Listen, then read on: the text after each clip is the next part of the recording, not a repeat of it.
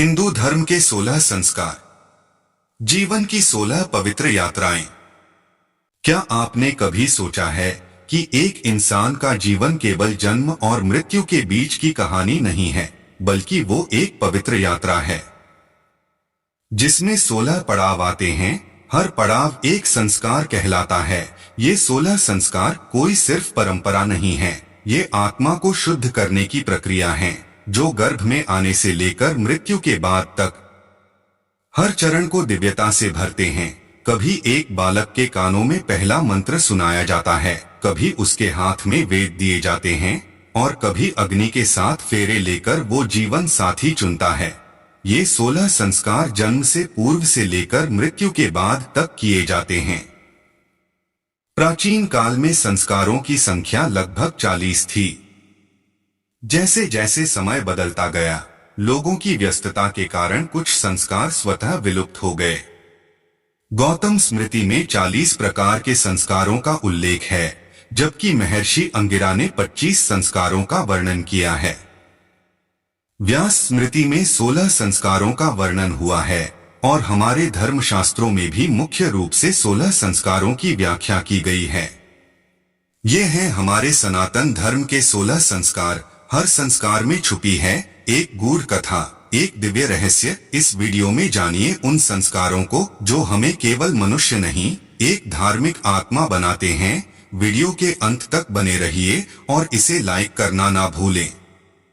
पहला है गर्भाधान संस्कार। गृहस्थ जीवन में प्रवेश के पश्चात प्रथम कर्तव्य के रूप में इस संस्कार को मान्यता दी गई है।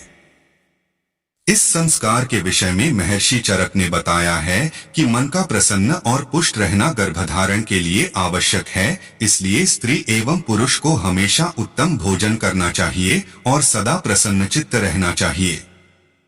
गर्भ की उत्पत्ति के समय स्त्री और पुरुष का मन उत्साह, प्रसन्नता और स्वस्थता से भरा होना चाहिए। उत्तम संतान प्राप्त करने के लिए सबसे पहले गर्भाधान संस्कार करना होता है। गृहस्थ जीवन का प्रमुख उद्देश्य श्रेष्ठ संतान को जन्म देना है।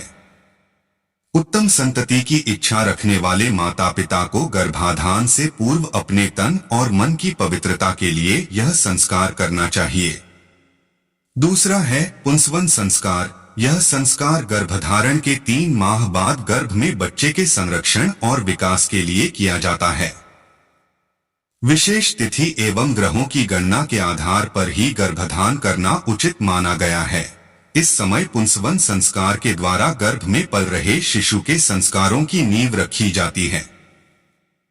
मान्यता के अनुसार शिशु गर्भ में सीखना शुरू कर देता है।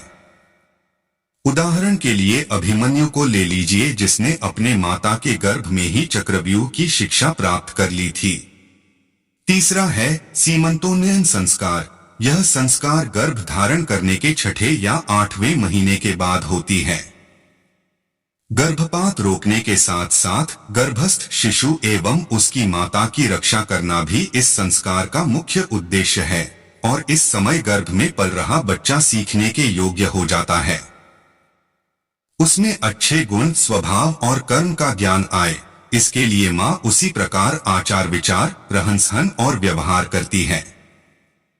इस दौरान शांत और प्रसन्नचित्त रहकर माता को अध्ययन करना चाहिए। चौथा है जातकर्म संस्कार। नवजात शिशु के नालक छेदन से पूर्व इस संस्कार को करने का विधान है। इसके अंतर्गत शिशु को शहद और घी चटाया जाता है। साथ ही वैदिक मंत्रों का उच्चारण किया जाता है ताकि बच्चा बुद्धिमान, बलवान, स्वस्थ एवं दीर्घजीवी हो। पांचवा है नामकरण संस्कार। सनातन धर्म में इसे बहुत ही महत्वपूर्ण संस्कार माना गया है। ऐसा इसलिए क्योंकि जन्म के 11 दिन बाद नवजात शिशु को नाम दिया जाता है जो जीवन पर्यंत उसके साथ रहता है। ज्योतिष शास्त्र के अनुसार बच्चे का नाम तय किया जाता है। बहुत से लोग अपने बच्चे का नाम कुछ भी रख देते हैं जो कि सही नहीं है। उसकी मानसिकता और उसके भविष्य पर इसका असर पड़ता है। जिस तरह वस्त्र शरीर की शोभा बढ़ाते हैं, ठीक उसी तरह अच्छा और अर्थपूर्ण नाम रखने से संपूर्ण जीवन पर उसका प्रभाव पड़ता है। ध्यान रखने की बात यह है कि बालक का नाम ऐसा रखें कि घर और बाहर उसे उसी नाम से पुकारा या जाना जाए। छठवां है निष्क्रमण संस्कार। इसके बाद जन्म के चौथे माह में निष्क्रमण संस्कार किया जाता है। इस संस्कार में शिशु को सूर्य तथा चंद्रमा की ज्योति दिखाने का विधान है। निष्क्रमण का अर्थ होता है बाहर निकलना या पहला भ्रमण। जन्म के चौथे महीने इस संस्कार को करने का विधान है। इस संस्कार का उद्देश्य यह है कि शिशु समाज के संपर्क में आकर सामाजिक परिस्थितियों से अवगत हो और पिता परमात्मा से बच्चे के कल्याण की प्रार्थना करते हैं। सातवां है अन्नप्राशन संस्कार। जन्म से 6 महीने के अन्नप्राशन संस्कार किया जाता है। इस संस्कार में शिशु को अन्न खिलाया जाता है। अन्नप्राशन का स्पष्ट अर्थ है कि शिशु जो अब तक पेय पदार्थों विशेषकर दूध पर आधारित था, अब अन्न जिसे शास्त्रों में प्राण कहा गया है, उसको ग्रहण कर शारीरिक व मानसिक रूप से शिशु को बलवान व प्रबुद्ध बनाना है। हमारे धर्म शिक्षकों ने अन्नप्राशन के लिए जन्म से 6ठे महीने को उपयुक्त माना है। 6ठे मास में शुभ नक्षत्र एवं शुभ दिन देखकर यह संस्कार करना चाहिए। खीर और मिठाई से शिशु के अन्न ग्रहण को शुभ माना गया है। शास्त्रों में खीर को अमृत के समान उत्तम माना गया है। 8वां है चूड़ाकरण संस्कार। इसे मुंडन संस्कार भी कहते हैं। बालक के पहले, तीसरे या 5वें वर्ष में इस संस्कार को करने का विधान है। इस संस्कार में शिशु के सिर के बाल पहली बार काटे जाते हैं। इस संस्कार से बच्चे का सिर मजबूत होता है तथा बुद्धि तेज होती है। साथ ही शिशु के बालों में चिपके कीटाणु नष्ट हो जाते हैं, जिससे शिशु को अच्छी सेहत का लाभ प्राप्त होता है। 9वां है कर्णवेध संस्कार। इस संस्कार में बालक के कान में छेद किया जाता है। कर्णवेधन से व्याधियां दूर होती हैं तथा श्रवण शक्ति भी बढ़ती है। यह लड़का और लड़की दोनों के लिए जरूरी माना जाता है। कर्णवेध संस्कार आभूषण पहनने के लिए, राहु केतु के प्रभाव को कम करने के लिए किया जाता है। आयुर्वेद में बताया गया है कि कर्णवेध संस्कार करने से श्रवण शक्ति में बढ़ोतरी होती है। कर्णवेध संस्कार का आधार बिल्कुल वैज्ञानिक है। बालक की शारीरिक व्याधि से रक्षा ही इस संस्कार का मूल उद्देश्य है। 10वां है विद्यारंभ संस्कार। विद्यारंभ का अभिप्राय बालक को शिक्षा के प्रारंभिक स्तर से परिचित कराना। इसमें बालक को विद्या का आरंभ कराया जाता है। विद्यारंभ संस्कार एक व्यक्ति के लिए बहुत ही महत्वपूर्ण होता है। इस संस्कार द्वारा बालक बालिका में उन मूल संस्कारों की स्थापना का प्रयास किया जाता है, जिनके आधार पर उसकी शिक्षा मात्र ज्ञान न रहकर जीवन निर्माण करने वाली हितकारी विद्या के रूप में विकसित हो सके। समारोह द्वारा बालक के मन में ज्ञान प्राप्ति के लिए उत्साह पैदा किया जाता है। 11वां है उपनयन संस्कार। इस संस्कार को यज्ञोपवीत संस्कार से भी जाना जाता है।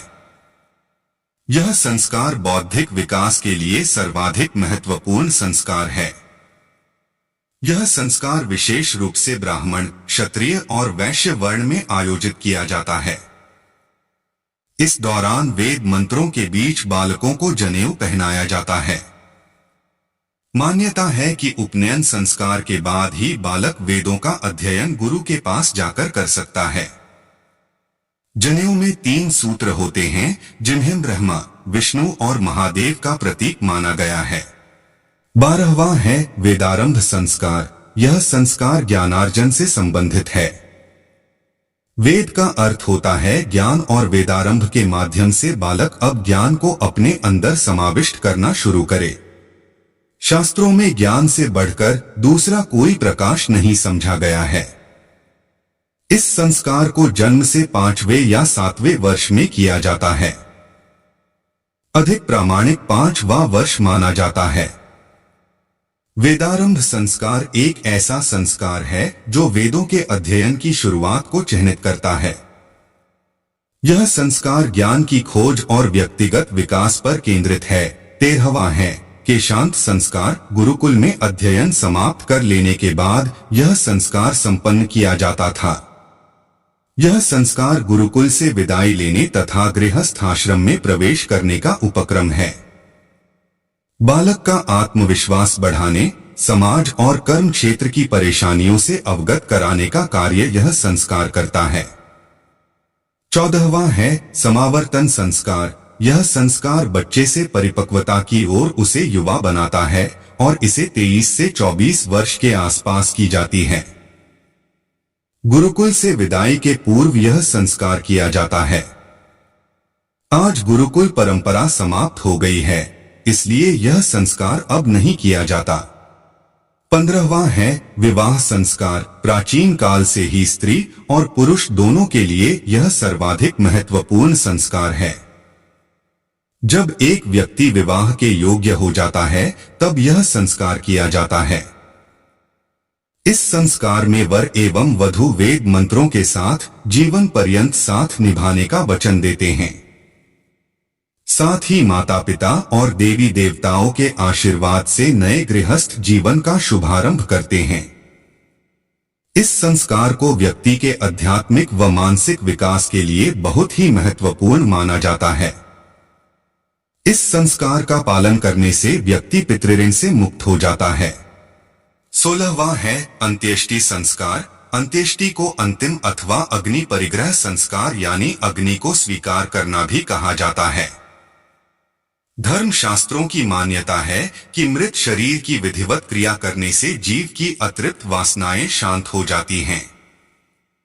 हमारे शास्त्रों में बहुत ही सहज ढंग से मृत्युलोक और परलोक की परिकल्पना की गई है। जब तक जीव शरीर धारण कर मृत्युलोक में निवास करता है, तो वह विभिन्न कर्मों से बंधा रहता है। प्राण छूटने पर वह मृत्युलोक को छोड़ देता है। उसके बाद मनुष्य अपने कर्मों के अनुसार फल भोगता है। इसी परिकल्पना के तहत मृत देह की विधिवत क्रिया होती है। जब तक आधे से ज्यादा मृत शरीर न जल जाए, तब तक सभी को वही रहना चाहिए। तो ये रहे हमारे हिंदू धर्म के 16 संस्कारों की जानकारी। प्रिय दर्शक व श्रोता, वीडियो के अंत तक बने रहने के लिए आपका बहुत बहुत धन्यवाद। लाइक, शेयर, सब्सक्राइब जरूर करें और वीडियो कैसी लगी कमेंट के माध्यम से हमें जरूर बताएं। मिलते हैं अगले ज्ञान वर्धक वीडियो में। जय श्री कृष्ण। राधे राधे।